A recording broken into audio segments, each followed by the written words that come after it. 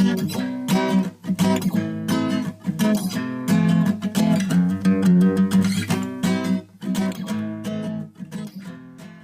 and welcome back to the midweek wind down. I'm your co-host James Johnston, And I'm Joel Bout. and this week we're doing. We've come back. We had like a month off? Probably a bit too long. Yeah, we've been very busy, so we took a little break from the podcast, but we're back and we're doing a more topical episode this week rather than doing like just a general topic. We've just come from we're recording this on Tuesday, just after the opening weekend for Avengers Endgame and the Battle of Winterfell episode for Game of Thrones. So we thought we'll do an episode, sort of like a debrief for the both of them, comparing them, and we will crown a winner of which was better. But for this, we thought who better to get on than a long-standing friend of the midweek wind down and one of the biggest Game of Thrones fans we know, James Thiara. Hi. Hello, welcome back. Thank you. Is it good to be back in the studio? It is. It's been a while for me since I've been in a studio as well. A while for us. Headphones on and everything. Yeah. Got them back. We've all got our mics. We've all got working headphones. But it has been so long, you forgot to do the basics. I did, yeah. I completely forgot to, because normally we come up with 10 talking points for each episode. I didn't do that this week. No, you did not. Wow. So I'm carrying the team this week. Go on, go on. You run this podcast. I'll let you run the show today. I'd love to see you press the record button and see if you actually knew where it was. It's up there, isn't it? I was going to start it with, because what we did for watching the recent episode of Game of Thrones, we all decided we were going to have 5 people we thought. Oh, yeah. Oh, yeah, just spoilers for anyone who's not seen Endgame. Yeah. Spoilers for Avengers Endgame and for the Battle of Winterfell. Well, for all just of Game of Thrones in general. Yeah, we're not going to do any of that no spoiler stuff. We're going to be talking specific actual plot details, and there will be big spoilers. Imagine trying to do a show where we try to sugarcoat and dodge every spoiler possible. I don't think you could do it for an hour, but people do it on YouTube. You'll get 10, 15 minute no spoiler reviews. It's what's the point? Yeah. How do you do it? But for this film was good. I'll tell you nothing about it, but it was good. I was watching one for trust me. Endgame, and there was look, we can't do it without spoilers because how are you supposed to talk about it without spoilers? So, I mean, it's the same with these two, really. Yeah. So, but yeah, we did have those lists of top 5. I think my 5 were Davos, Brienne, Bran. I can't remember my other 2, to be honest. You thought Bran was going to die? Yeah, not that Bran would die, but I said because of the whole thing they've made up that the Night King is coming for Bran, either Bran or the Night King had to die. It couldn't end with them both alive. Yeah. And it didn't. And it didn't, unfortunately. Definitely ended with too many people alive, I think. Yeah. I think that was my biggest thing with it because, we made these lists. Brienne was at the top of my list. Brienne's at the top of mine as well. They completed her character arc in episode 2, and I was like, that's okay. It's okay for it to die now. I'll be upset about it as a fan, but also as a viewer. I'm sorry, there's just something up there which I've just noticed, and it has your name on it, and I was like, okay, who staged that there? But anyway, for those of you who can't see, there's a sign on the wall that says Joel has a big willy. No, it's Joel is a big willy. Joel is a big willy. Yeah. Someone's after you. Is that true, Joel? Someone's after you. Is a big willy. Yeah. Are you a big willy? Apparently so. I didn't know if this is something that you guys had staged when I went to the toilet. No, that wasn't me. It was, wasn't it? I literally swear on my life it wasn't. No, it'll be from the Farting Around podcast. Yeah, true. It was funny because I was going off on my little talk and I saw that and I was like, have they done that when I quickly ran out of the studio? But no, anyway, yeah. So Brienne, they completed a story arc. I was ready for Brienne to completely just die because it's kind of I'd be upset about it, but let me be upset about it because what else is there to do? But yeah, I also had the 2, so I don't think I even did a top 5, I can't remember who my 5 are, but 2 people that I did say would die did die, and that was Jorah and Theon because they were characters which were ready to. I thought Jorah could have gone in season 7, to be honest, but I liked it because he died doing what he needed. Yeah, to do. That's always been his thing. Is that he's always defended and protected Daenerys, and he died doing just that. Yeah, it was a good end for him. I was saying this to some people earlier. I feel like a lot of the deaths feel a bit glossed over at this point, and I wonder if in episode 4 is where we're going to really get sort of we're going to see the characters reflecting on it, and when we might get funerals and that. Particularly some of the deaths, I feel like they just happened and then we moved on. And some people said, yeah, but that's what war's like, and I get that. But also, if it's a big character death, I'd like some kind of moment on it. But I think that's what episode 4 will open with. I think I feel the ones who died got their big moment. You got to watch them die, and they kind of made a situation out of them dying. Like Theon gets stabbed by the Night Walker, and then it goes back to him as you watch him die. And Jorah, you have that moment where Daenerys is holding him in his arms, and he's going to say something, and he doesn't. Lyanna got her moment where she got to kill the giant, and I think and again, 'cause like we said, we are going to be comparing the Battle of Winterfell and Avengers Endgame, and I think mine's coming off from very big spoiler alert. After Tony dies, they had a whole tracking shot and scene for his funeral. And I get it's the film's rounded off, whereas the series of Game of Thrones hasn't ended. But coming off the back of seeing how big a moment they gave to Tony's death, I would have liked that for some of the Game of Thrones characters. But then you could also argue that none of the Game of Thrones characters that died were nearly as big as Tony Stark. But they could also still get them in the next episode. Yeah, I think we will. I think episode 4 is where we're going to get a lot of those moments. It was an hour. It was an hour and a half anyway, which is the longest episode they've had. Yep. Mm-hmm. So it was like they're already pushed for time with how much they wanted to do. So it's like let's have a long episode to show a massive battle, and then anyone that's died and we want to give a big send off to, we'll just do it in the next episode. I mean, everyone keeps on forgetting that Melisandre dies at the end as well. And that's a big one where they glossed over it because it happens at the very end, and it was sort of I don't know, that one, it was kind of like, you can't grieve that one because I feel like we've known for the past couple of seasons that she's going to end up dying. Yeah. It's also just like, when she was in the show, she was doing a lot, but she's not been in season 7. Like, she literally turned up for this episode, lit some swords on fire, and then died. Yeah, it's just she's not been in the show, so who really cares? Yeah, her character's not really been that important at the moment, though, has it? So it was my list, yeah. Just a quick one. You were very happy with the episode, weren't you? I've had time to think about it afterwards as well, and there are definitely parts of it which I think could have been different and could have been better. But my overall opinion on the episode was there was so much hype surrounding it that there was never going to make something that was perfect. And I think what they did with the material and how they actually executed it, especially the director, I think they should be very happy with what they've done. Yeah. Because there are so many ways that it could have gone wrong, and there was only a couple of ways where it didn't go right in it, sort of thing. So it could have gone awful. I don't think it went perfect, but it didn't go terrible. So yeah, I was a big fan. I thought it was okay. And my problem is, it's like you said, there was so much hype surrounding it. There'd been so much build up, and I don't think it lived up to it in my mind. It had got some great moments in it, and the two moments that keep coming to my mind for great moments both involve Arya. And that's awesome, when she was going around and spinning that stick weapon and just demolishing loads of White Walkers. Incredible, love that. And obviously the bit where she kills the Night King, it was good. But I've said this: the Night King's been hyped up so much as a villain. I would have liked him to fight more. Yeah, I would have loved a long sort of, not drawn out because that's usually a bad thing, but a fairly sizable fight with him and Jon, like a sword fight, rather than just. I think he got attacked twice. He got attacked with fire, and then he got stabbed, and that was. I agree that there should have been more things for his death, because I think everybody went crazy the moment where Arya kills the Night King, because it's just now that is incredible, and I'm so happy that they didn't give it to Jon, because Jon's been the hero so often that another character deserves to get that chance.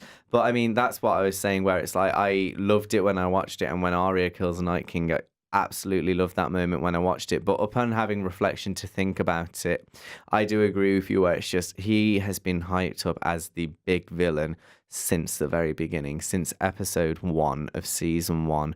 And we have, the show has basically been putting us in the direction that, the Game of Thrones isn't important. The long night is what's important. And what they did structurally with the season now is they've gave us the long night before they've gave us the fight for the throne. And it should have really happened the other way around. I was so happy for the Battle of Winterfell to take place, and the Night King shocks us all and has actually continued down south, and we don't actually fight the Night King until later on. Because killing him off now has basically been a bit of a middle finger up to the audience of Game of Thrones, saying, yeah, so the Night King was the big villain, but Cersei's a bigger villain, and it's just a bit of a...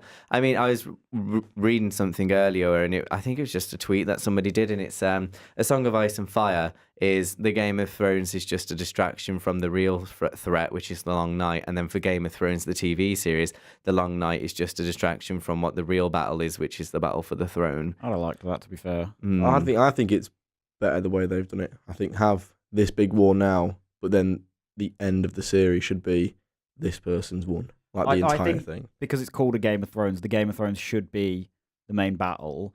And I just think that we've got a lot of films and TV shows where it's about sort of like good versus evil with a supernatural kind of thing. And like I think Game of Thrones, one of the big things that's been good for it is it's kind of like a political show. Like it's about the Yeah. politics of this land, not all Mhm. about action. But it's got It's some yeah, great it's action literally sequences as well. the politics of war and the hierarchies and all of that, but also it's like, oh, but this land also has dragons, and Yeah. it's like it doesn't like focus and dwell too much on its magic. It focuses more on the human aspect of it, and that's always been the best thing about Game of Thrones for me. That's why it's always been one of my favorite shows, because it focuses more on human reactions. It's like George R.R. Martin was saying, he doesn't ever want a character to be evil just for the sake of being evil. He wants to show how layered humans are. Like Cersei is an evil woman, but she was always redeemed by her children.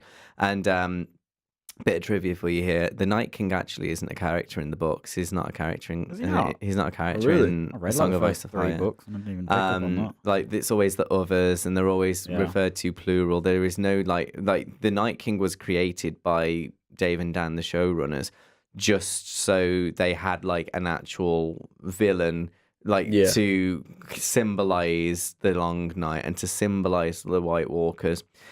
Because George R.R. Martin, like what I've just said, he doesn't want any characters which are just evil for the sake of being evil. And when you look at the Night King, the fact that they killed him off before you had any sort of like big reveal or big monologue of like, "Mwahaha, I'm doing this because of this," where you can understand that there's a bit more like layering in his intentions. They just killed him. It's like he literally just wanted to kill, Yeah. and that's not the best way they could have gone about it. I was There you fully go. convinced near the end of that episode before he died that Bran was like the Night King. Yeah, I there's was loads fully of theories convinced. about who he really is. There was just a bit because obviously when Bran says, "Right, I'm going to go now," and he does his thing, and then the next shot is of the Night King. I was like, okay.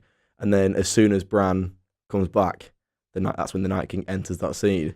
And I was convinced, because there's a bit where he walks straight up to Bran, they look at each other, and Bran, with that same look he always does with like a little head tilt, then it goes to the Night King, and he does the exact same head tilt. I was like, oh my god, this is the reveal. Like, this is it. But it wasn't. But someone No. explained to me what Bran being the Night King does, because I can't really I have understand. no idea. I just my thought it thing was that a- I've seen is like it would explain why the Night King's always been one step ahead of everyone, because he's a three-eyed raven. He knows everything.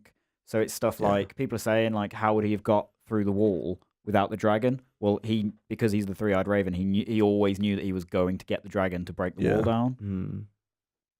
But like going back to comparing it to Endgame, I think that's the other thing why I maybe wasn't as massive a fan of the Night King in this episode, because it's coming off the back of seeing Thanos, who's potentially one of the best movie villains we've had in a long time. You could say the best. Yeah, I'd I think say. you could. And like again, it's like what you were saying with what George R.R. Martin wanted to do, not have someone evil for the sake of it, and that's what the Russo brothers did with Thanos. They very much justified why he was doing what he was doing, and it wasn't I want to rule the world. It was I want to save the world, just in a weird In way. a very Mm. evil way. Well, the villain's never the villain in their own mind, are they? They're the hero Yeah, of their own exactly. narrative. I guess with Thanos, what was quite smart is there probably are people out there who've probably looked at it and gone like, maybe his idea's not that bad. He's not 100% wrong. Like he's got a point. He's not Like, it going about it the yeah, right way. it is evil, but like when you properly look into it, I guess you could see some sort of point. And it's like the way that he calls it mercy, because you see in Infinity War that like in the flashbacks on Gamora's planet, he used to just go to planets and like wipe out half of them by killing them. Yeah, he'd slaughter Whereas them, he wouldn't he? says now like he wants the gauntlet so it can be a mercy, so he can just click his fingers and he's not killing people, he's just dusting them. Like they don't. Balancing Yeah. the scales. Yeah. But and like I just think Thanos was done incredibly in both films. Like we Yeah. had all this build up, he rocks up, and one of the first things you see him do is just completely destroy the Hulk, who's always been the most powerful character. Yeah. So it's like there's a reason he's the big bad guy, and he shows it straight away.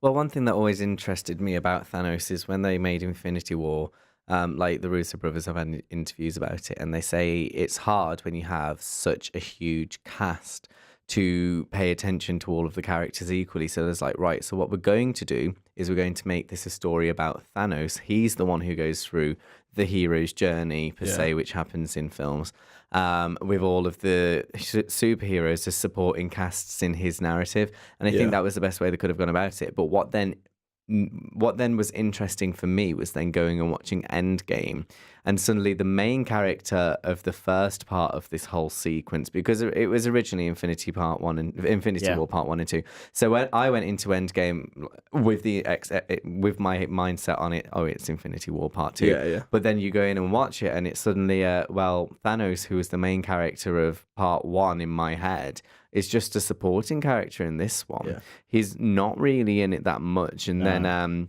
in the scenes that he's in it, it's so interesting because you have to be like, well, this isn't the Thanos from Part 1 anyway. This is the Thanos from 5 years ago. Yeah.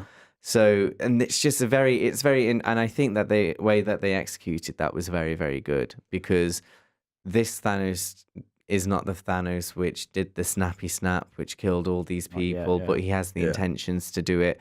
And it's so when you're writing that narratively, you've got to think like, right, how would this work? How would those relations work? What would this do? What would that do? And I think like that's a really clever thing. Like going back to what we were saying about he sees himself as the hero, and he's not like, oh yeah, I want to rule everyone. It's like, I'm doing the world a favor, like I'm saving it.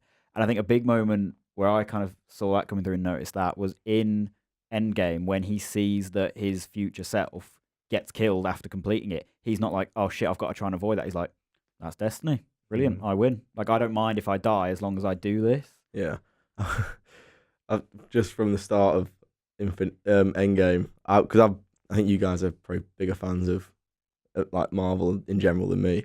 So at the start, quick spoiler alert, when Captain Marvel comes down and they just go and shit all over Thanos right at the start, when Thor kills him, I was just sat there so confused. I was like, is there something you people aren't telling me? Like, is there a new villain now? is Thanos, is he just done for now? Is that it? It's a 3 hour long film and he's dead in 20 minutes. It's 5 minutes, really, isn't it? I was so confused. I think I would have.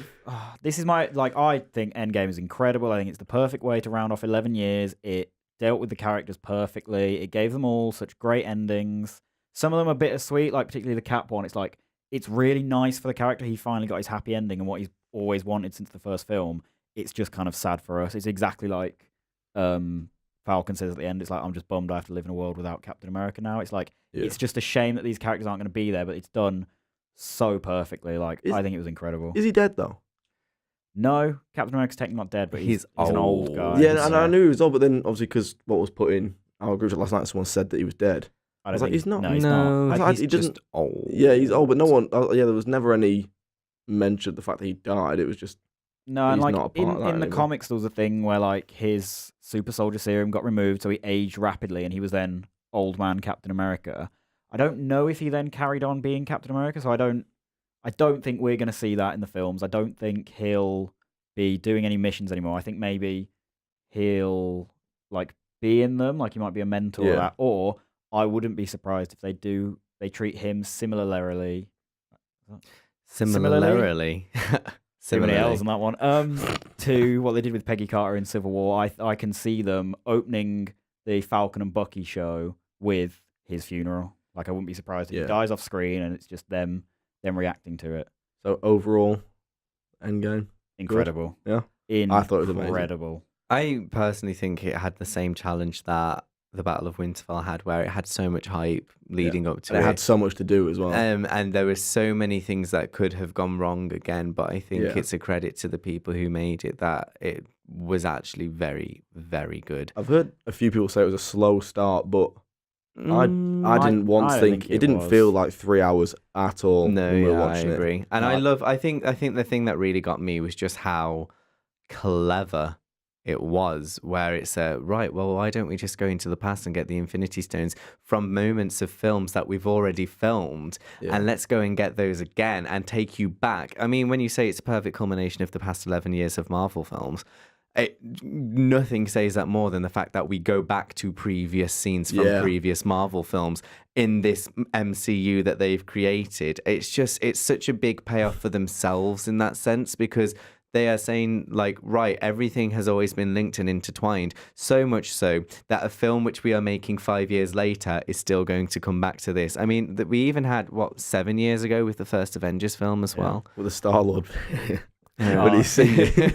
Like, it's just, like, Marvel have always done drama and comedy well, but this film made me cry and laugh out loud in the space of 3 hours. I've seen it 3 times now, and it gets better every time I watch it. I kept on getting, like, the hairs on my arms were standing up and everything. Oh, yeah, There's a lot of fan service moments, and I'm not the biggest fan, but there was just certain moments. Like, even if you weren't the biggest fan, just watching, like, when they all start coming through the portals, or just one of the best shots for me was when Spider-Man's just been taken out, he's in pain, and he goes, "You're going to need a bit more help than that." And she goes, and then someone goes, who is it that steps in front then?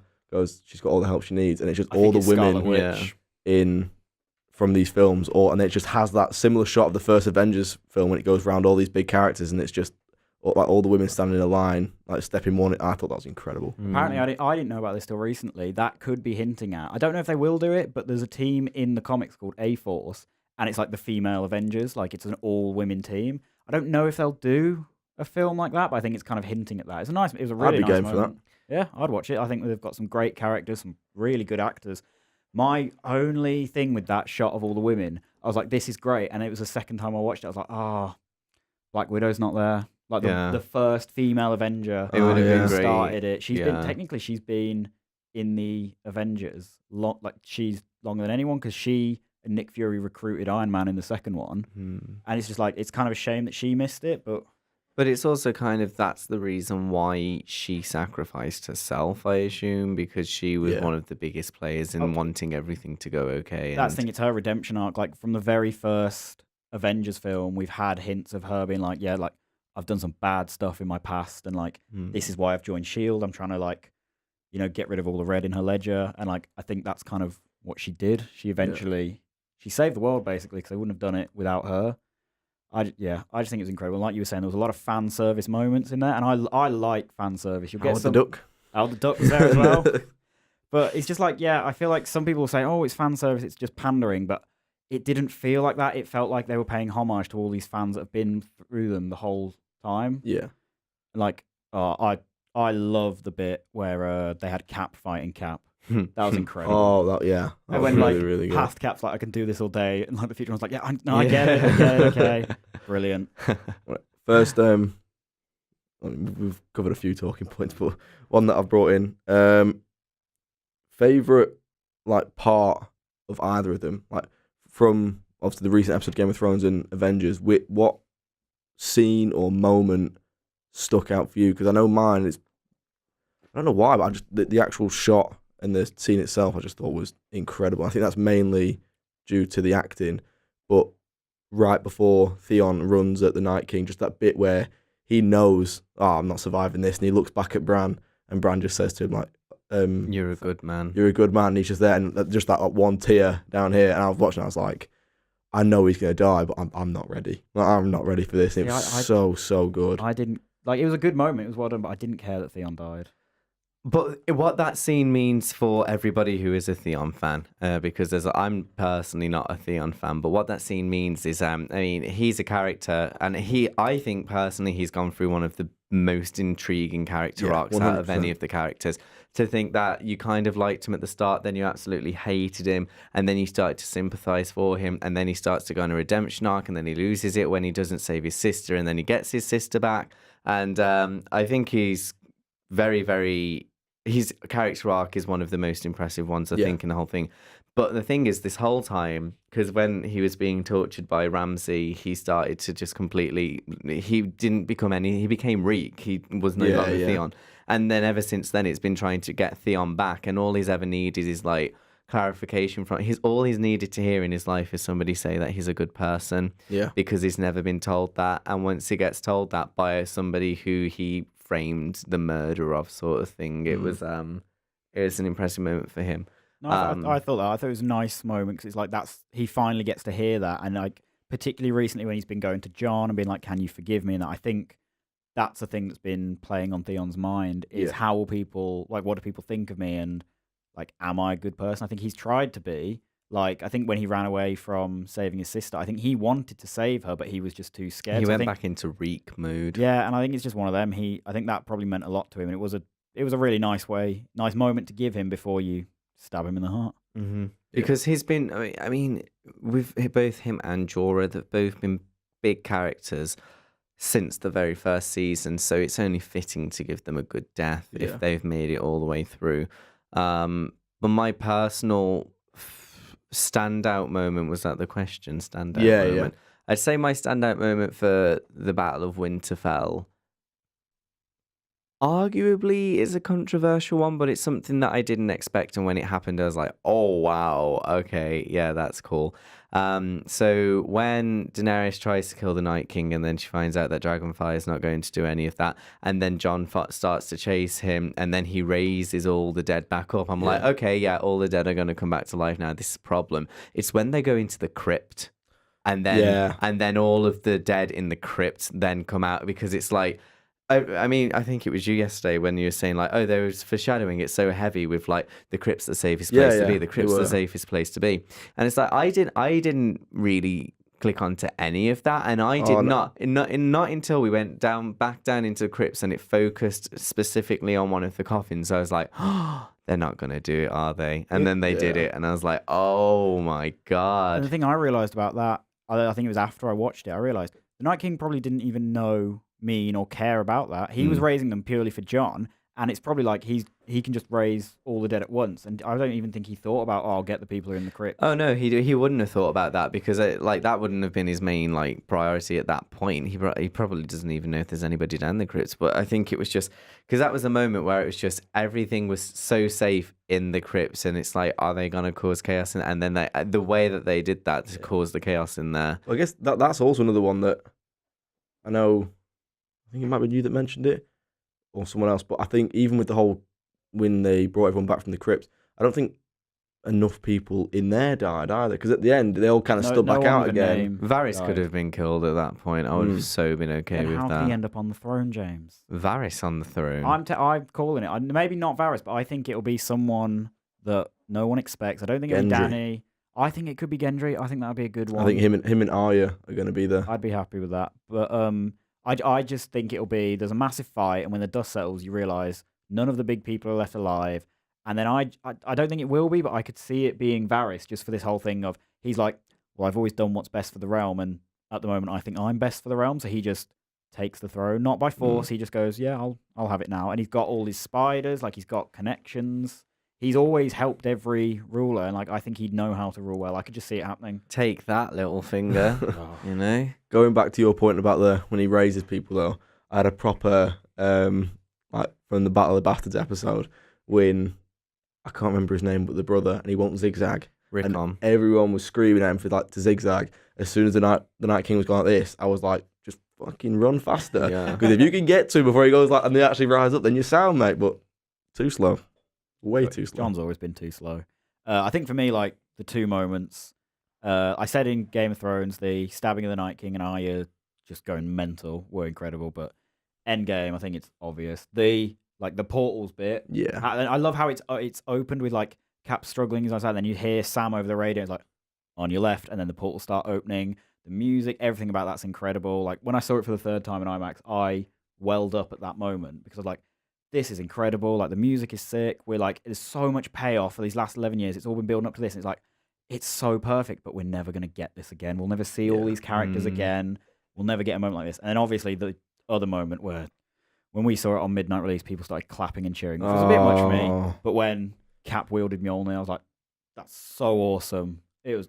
Why can he now suddenly pick it up though? That's what I don't know. Yeah, I don't know if they'll explain it or not, but I think it was maybe a thing of back in Age of Ultron, he was a bit self-righteous. Like, if you look at Captain America's arc, he's always been like the perfect guy, and then as Bucky's come back in Civil War and all that, you've seen him kind of go, you know, I am flawed.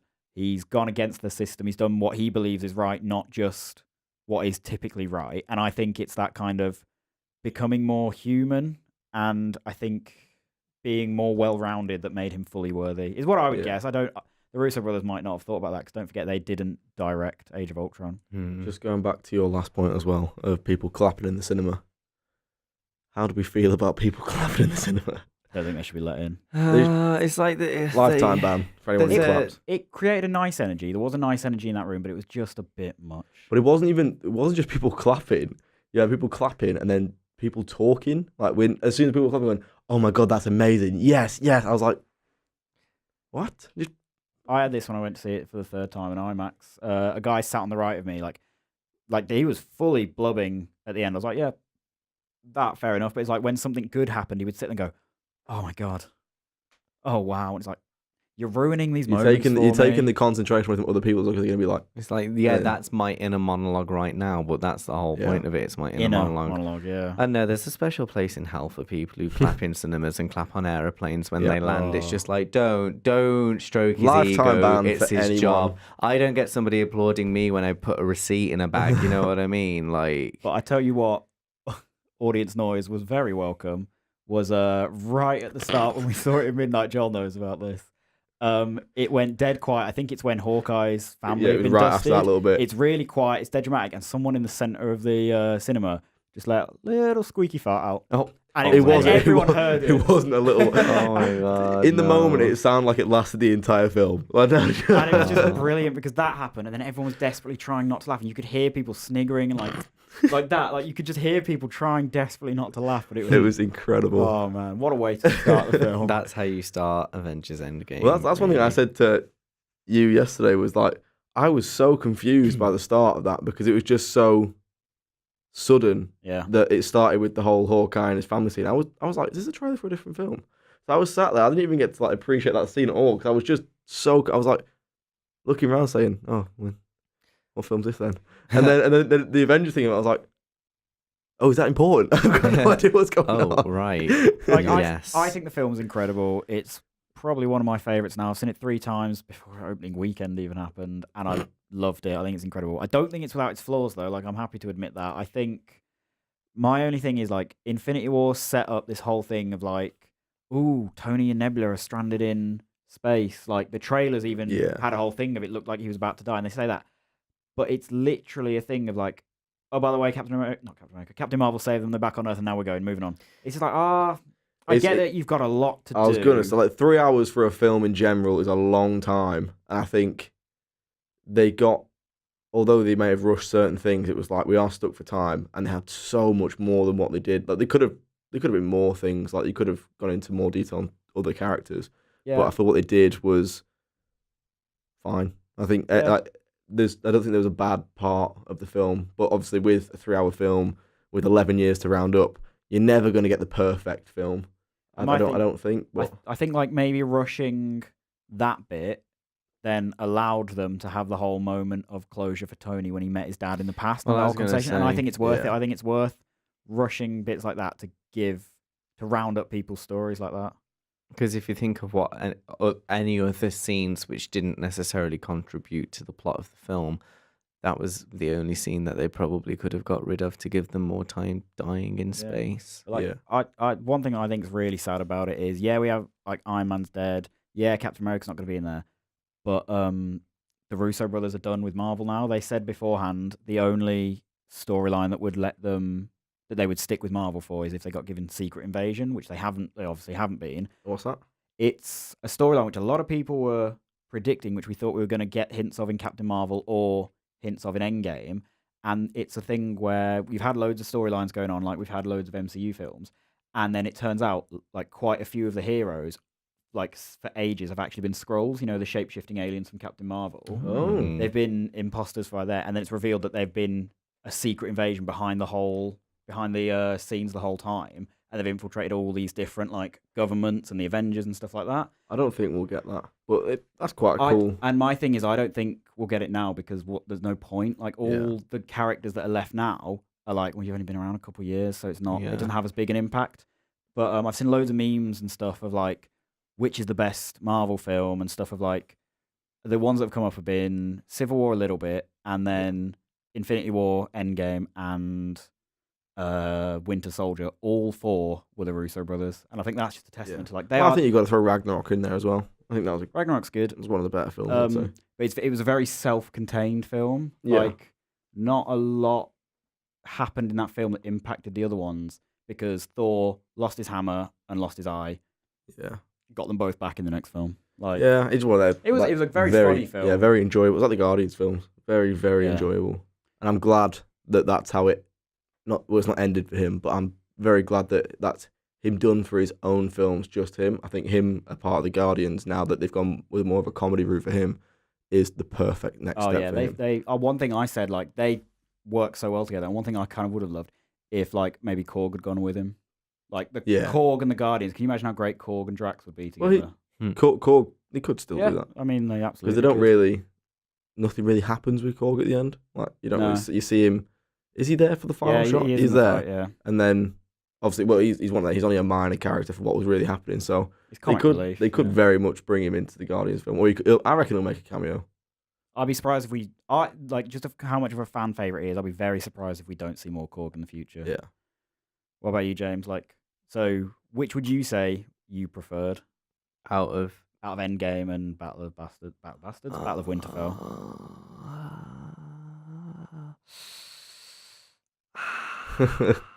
I don't know. I like them both for different reasons. I think it's very hard for me to say which one I preferred. I think for me, it would always have to come down to which one which saga series I've been a fan of more and for longer. And for that, it's Game of Thrones. Yeah. And I think that Battle of Winterfell paid off a lot of things that it needed to. It wasn't perfect by any means, but it did a lot of things that it needed to. And I don't think, like, your moments where it was, like, your moments where you said that you really enjoyed them in Endgame of, like I really big tracking shot. Yeah, I really liked it when you got Captain America finally saying Avengers Assemble as well. It was all these big things. I literally just got a bit but- of chills just thinking about it. But for me, for those like moments for me is when Arya goes to kill the Night King and then he grabs her. That was so clever because it was like, yes, if you're going to kill the Night King, I love this idea of it's going to happen. Oh, wait, no, it's not going to happen. Yeah, Arya's yeah. going to die. And then, oh, no. And then she pulls the same trick that she pulled on Brienne a season ago. And then everything about that. I mean, Bran gives her that Valyrian steel dagger. In the exact same spot. And she saves Bran with that Valyrian steel dagger. Well, saves the realm, I should say. Yeah, yeah. With that Valyrian steel dagger. And obviously, he knew that was going to happen. Well, so when that's he the gave thing. it to her, it was like, you're going to need this later. And to save the me. Red Woman's predictions back from season 3, where she's just I see eyes like brown eyes, green eyes, blue eyes, Yeah. eyes that you'll close forever. And she said, and then that whole thing. It's when she says that to Arya in that episode again, where she's like blue eyes. And you're like, oh, this girl's gonna go and kill some Night Kings. One isn't thing she? you said, and like, I remember there being like a hint of it, but like when we first see, because it's all a close up of the dagger being dropped and caught, you thought it was the Night King who'd caught it at first. Yeah, You thought he was going to turn I've around. watched, and I've watched stab that little scene back again now, and it was a bit silly of me to think that. No, 'cause it was in the moment. I That's could what I see mean. what you Yeah, meant. because in the moment I was like, all I saw is it being caught, and I was like, I didn't even think that. You know, if you just look, you can see that it's her with it. But Yeah. I was just like, oh my god. I was like, she's dead. And that would have, I'd have been broken if I had died. But love it. See, a moment for me like that was when they were in the crypts and Tyrion and Sansa were hiding, and it was a thing of her getting out the knife and giving it to Tyrion, and like the music started playing, and our friend Harry agreed with me. He thought the same. I thought that was their moment of, we don't want to get torn apart by White Walkers, so let's just suicide pact it. Let's just kill ourselves so Yeah. they can't kill her. I didn't think that in the moment, but now that now that you guys have said it, I was like, oh god, yeah, they could have very well done that. Yeah, I'm glad I they don't never, think but- I don't think they would have.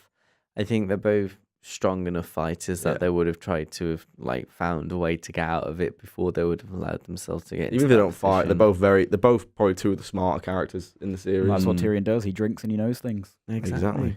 So this one I was thinking, is Drogon dead? Or No. is he's not? No, okay, so because it wouldn't have been Drogon, it would have been Rhaegal.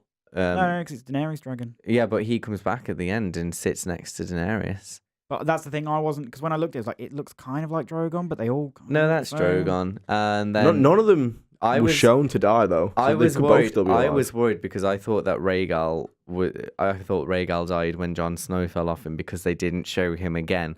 But then it's one of those where it's very like true to Game of Thrones as well. If they don't show the character die, then they probably haven't. Think of the Hound, for example. They didn't show the Hound die. Comes back 2 seasons later. Yeah. But no, I've seen the teaser for next week's episode, and both the dragons are flying and seem to be very well. So I think that was like another nice moment. And again, like what both EndGame did it really well, but I like it when any show does it. It pays, like it kind of makes moments for people who've been here the whole way. So like, I think it'd be easy for someone to maybe forget how close the Hound and Arya actually were, and having that moment of he's freaking out like he can't, he's done, he's fighting, and then he sees that she's in trouble. And that's what spurs him to come back to the fight. I like that. I like the idea that like you were saying, George R. R. Martin, he doesn't want any of his characters to be evil for the sake of it. And he's not just an arsehole. He does have things and people that he cares about. He's probably one of my favorite characters from the series. Like they've written him so perfectly with the fact that like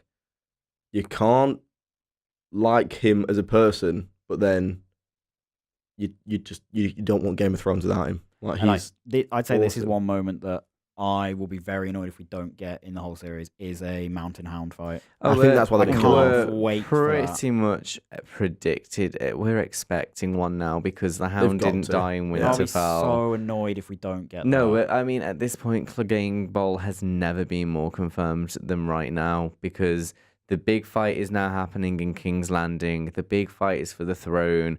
The Hound's still alive. The Mountain's still alive. They've got to. Because that's his character arc. Yeah, they've got to complete it. And I want it to be a big thing. I don't want it to be like the Night King where it's like, oh, one attack kills him. I want a big, brutal, ups and downs. Sometimes it looks like the Mountain will win. Sometimes the Hound will win. I want a long fight for that. I could watch a whole hour of that fight.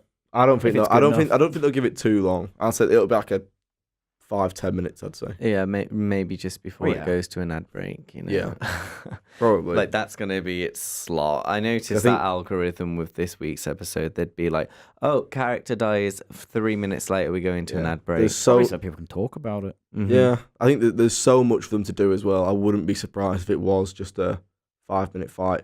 And do you think the Hound's gonna win? Do you think he'll kill him? I was just about to say, as long as the fight's good, I'm okay. Either way, I think I'd rather the Hound win because I prefer the Hound, and it would be a really nice redemption one. Yeah, but as long as it's done well, I don't mind the outcome. I'd as long be as it okay makes sense for the Hound to be killed. Like I'd be okay for him to be killed, but I don't want the Mountain to do it. That's what it's been building up to for his character, and I mean, like I'm fed up because ever since the shows like surpassed the books, the Dave and Dan, the showrunners, have been far too afraid to kill off big characters, and I'm just at a point now where these characters can I love them and I don't want to see them die, but I'd rather see them die than see them just be forced to stay. Like the amount of times in this week's episode where Jaime saves Brienne or Brienne saves Jaime, and there's these characters which are in positions where they could die. Daenerys being targeted by all these White Walkers and Jorah comes at the right moment to save her. I'm just like, I can't get on board. Like I can't get on board with all these You don't want it to be too predictable. Yeah, it's let me feel a genuine sense of threat and fear and danger, and not just think, oh, they're going to think of some way to write something in which will save them instead. Yeah. Like, don't give me plot armor. And that's what they've been doing. I can fully see it being the Hound kills the Mountain with a lot of struggle to the point where it near enough kills him. Then I don't know who Arya could mercy kill him because you know how he was all like at the end of season 4, kill me. Maybe he gets so badly in like deadly, like he's literally on the verge of dying, and he says kill me, and this time she actually does. Well, I was going to say, like, a way I could see it maybe ending is, say the Mountain and Hound are fighting, it's all that, then the Mountain critically wounds the Hound to the point where he's going to die, but he's still like bleeding out. Arya then comes in, fights, beats the Mountain, and then maybe has that moment of they say bye. The Hound finally gets a confirmation that it's not just a one-way thing. Yeah. He cares for her and she cares for him, and then she mercy kills him to put it out. I feel that they could fully juke the audience with that scene by having this. It could be a long fight. I hope it is. I think that'd be something I'd enjoy to see. I don't think it will be, but I wouldn't mind it. Having this long fight, giving the Hound his character arcs complete. Everyone, you feel happy for him just for him to die like that, like an arrow to the head or something. Because the Game of Thrones are not above doing something like giving him this massive moment. You're so on board with him. You're cheering him on just to he does his, kills him, boom, arrow to the head, he's gone. I want to see the mountain crush more people's skulls in his bare hands. Oh, Please. I That is don't the like. best death. Give it to me. Cool. That's one thing. So one thing you want to see from the rest of Game of Thrones for the series? What's one thing that you want to be in there? Lots of characters dying. You want more deaths? I want more deaths.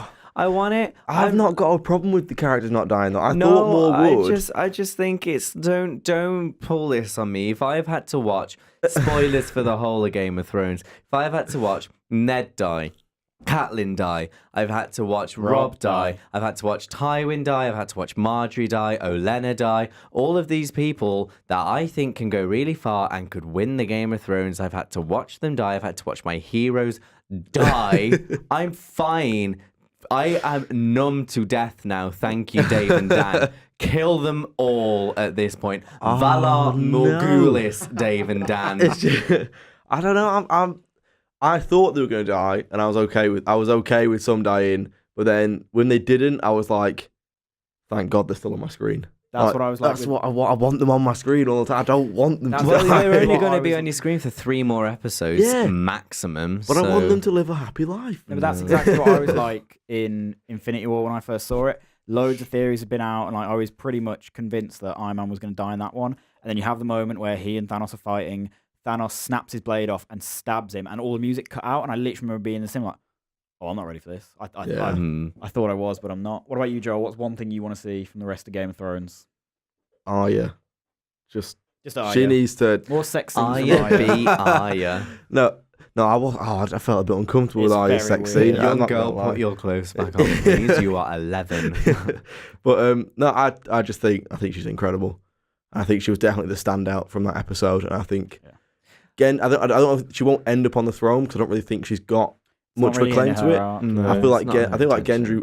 I think Gendry's got a bit of a claim. I think my call for the end, I think Gendry will be. But then I just want to see Arya. I want the final shot to be Gendry on the throne with Arya with him, and I'm happy. And what I A think pregnant Arya. is interesting is they really ruined Arya as a character for me in season 7. I did not like season 7 Arya. I thought she was a waste of time. She's coming for my girl Sansa for pointless reasons. And I was just like, how can you just ruin Arya as a character? And everything that they did to her in season 7, I do not care anymore. They made up for that the second that they brought her in season 8 and made her as badass as she was. Yeah. So, yeah, what's your answer to that? I think for question? like the one thing that I've said for a while is the Hound Mountain fight. I want to see a good. That's what you want. Yeah, I like a nice sword fight. I think like we'll get it. yeah. I we hope will. we do. Who?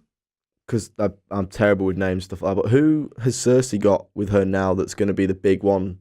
Is Jon Snow going to get a big sword fight? I think he has to in this fight. Maybe at the end. with Euron. Yeah. Yeah. Oh no, because it can't be Theon now because he's dead. And she's got like I don't like no named characters, but she's got the whole Golden Company. No elephants though. Yeah, I I think really wanted we'll- those elephants. We'll get an elephant. You think we'll get an elephant? We'll get an elephant. No, they couldn't We're afford gonna elephants on the CGI after the dragons and that 20-second appearance of Ghost. So We're He's not CGI though, is he? yeah, he is. That's why he's hardly in it anymore because they put all the money into the dragons. Do you reckon he'll come back? What, Or do you Ghost? reckon he's dead? No, Ghost because is in Battle the of Winterfell. episode. Yeah, I know, but then he ran into the thing where he's in everything the- went, but then he didn't come back again. He's in the teaser for next week's episode. Maybe as he well. just did. Maybe he ran to the White Walkers and then just ran through. He ran away. He just kept running in a straight line. Yeet. Just keep on running north. Something will happen. But I'm calling. We're going to see a massive elephant, and the mountain's going to be riding it. It's going to be the mountain Maybe the on an elephant rides elephant. the mountain. Wow. I'd be okay You with heard that. it here first.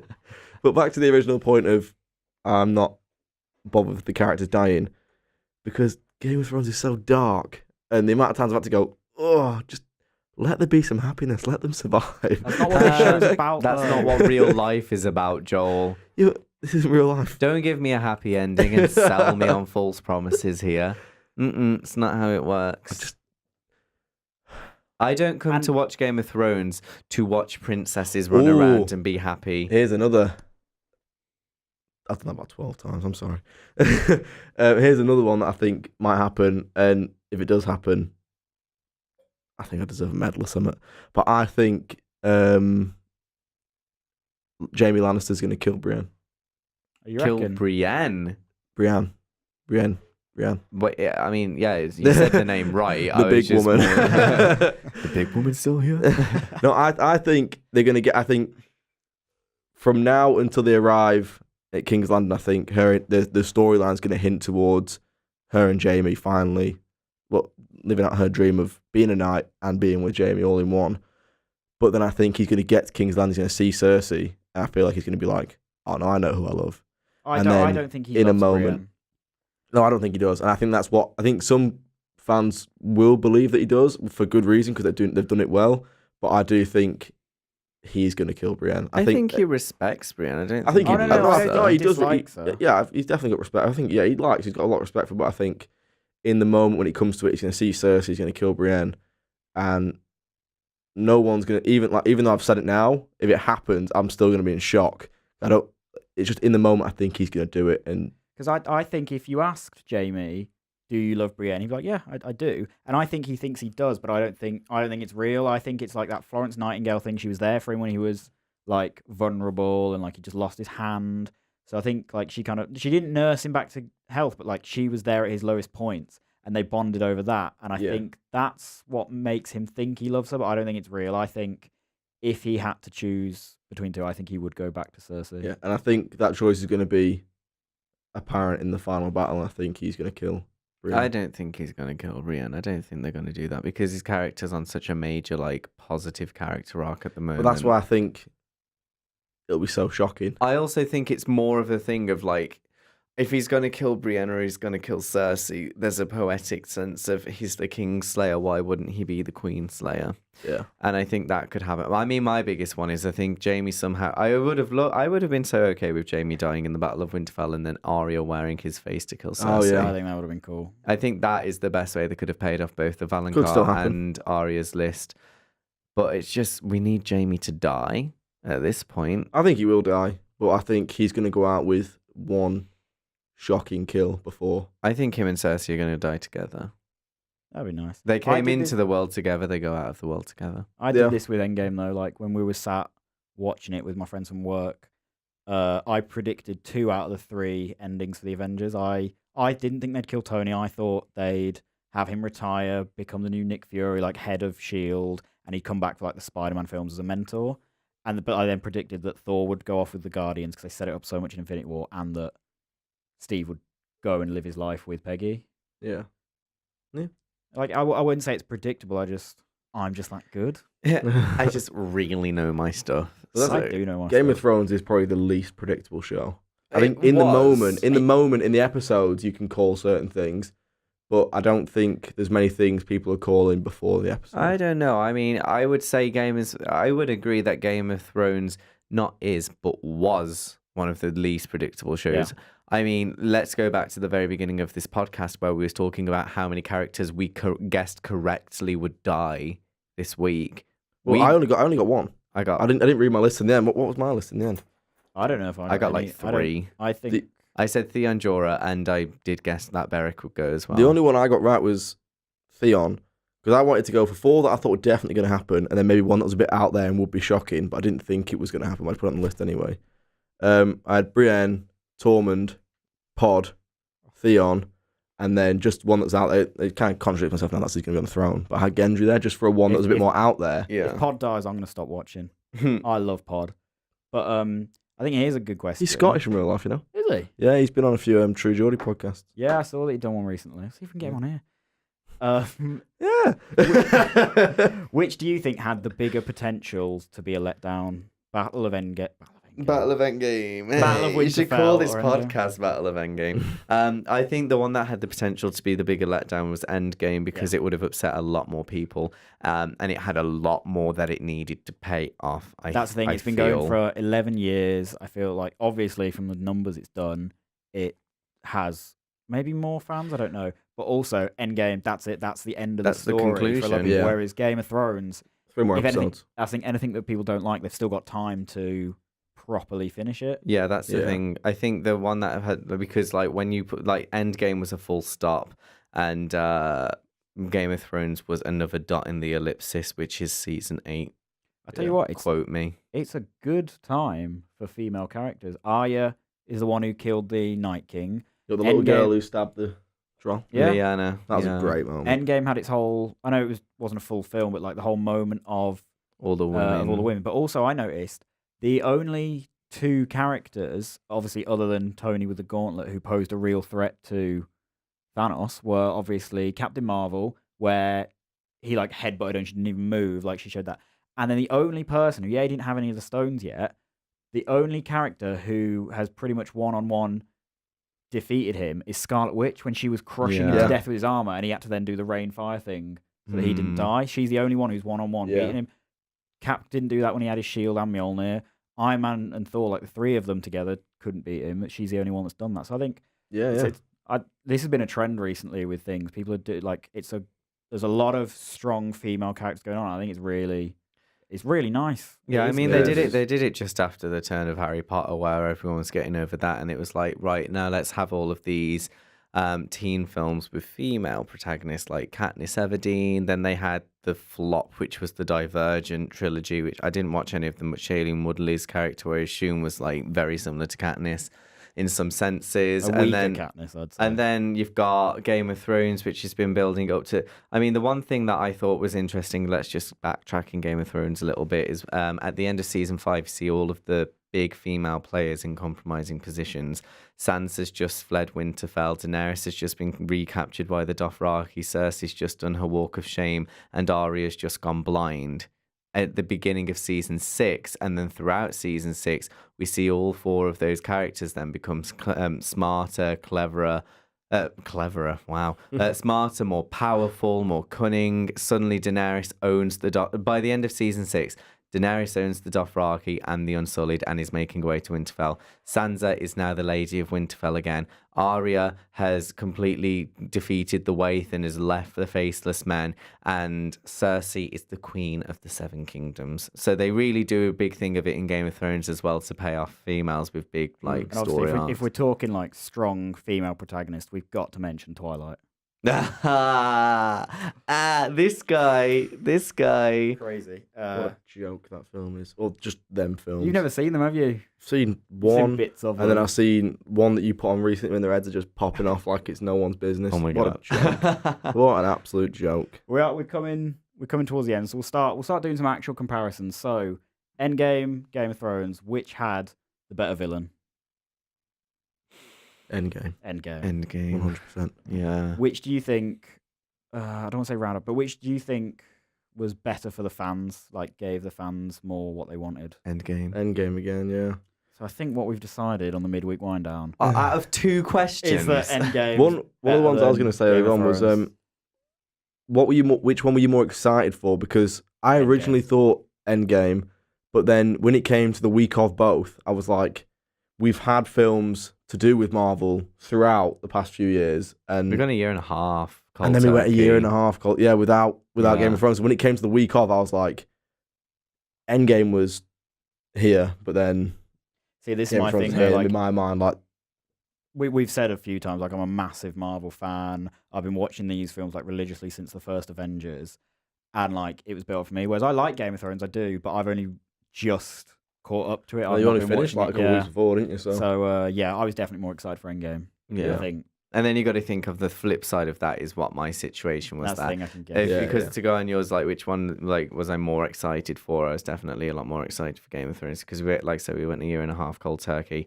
and I couldn't even bring myself. Like I didn't want to watch the Battle of Winterfell because I wasn't ready for it on several levels. But I was at the same time, if I don't watch it, it's going to be spoilt for me. It's one of those where it's like I have to put myself through that pain. Yeah. But I don't know. I think both of them were both incredible films. I mean, both of them were both incredible for what they were. So film and game, and then TV show. It was feature length. It was pretty much a film. But like honestly, both of them were very, very incredible. I feel like Endgame got a lot more things right than Battle of Winterfell. Yeah. But for my sheer fangirlness, I absolutely went crazy over as well. It's also they've got 3 more episodes. So this is what I was saying yesterday. Some characters could still die. Yeah. Like because I know a lot of them got I know there was like 3 moments where Brienne was like there was one where she was on the floor, she was getting bit, and there's one where she was up against a wall. like them wounds could kill them at the end because obviously it ends and they're all kind of stood there, but we don't actually know what kind of physical state they are in at this point. So But yeah, we're doing like a Game of Thrones versus Endgame podcast. So gun to your head, which did you prefer? Game of Thrones. Game of Thrones? Endgame. Correct answer. Endgame for me as well. It's got to be. Like, I just loved it. But obviously there's still more of Game of Thrones to happen. So ask me again at the end of the series and then I'll... I think we could do that. I think we could/should do that. Like, do a just Game of Thrones podcast after it's all finished. Yeah. And then we could do like a look back on what we got right, Yeah. what we thought was good. I just had to base my And answer we then. can come back to that this question then. I had to base my answer then on which one gave me more reactions, both physically and like just meant like what did I react to more? And I'd definitely say I reacted to Battle of Winterfell more. So next but time- that is not to discredit Endgame at all. I think it was very near perfect. So next time when we do the podcast of Game of Thrones, we're going to discuss how Jaime killed Brienne, how the Ah, Hound nice died, try. how the Hound died to an arrow to the head. And how the How- mountain came in riding an elephant. Yeah. Also, how Gendry on the throne with a pregnant Arya by his side, which is I'd very be ungentlemanly, amazed if like all because these he are should right. he should let her sit on the throne. She's pregnant. You know what I mean? Yeah, exactly. She also saved the realm, but Exactly. whatever. Chivalry's dead. Wow. But anyway, and on that note, I think we'll round up there. Thank you everyone at home for watching. If you like Thank this, you. tell your friends, like, comment, and subscribe. See you next week. Cheers. Bye.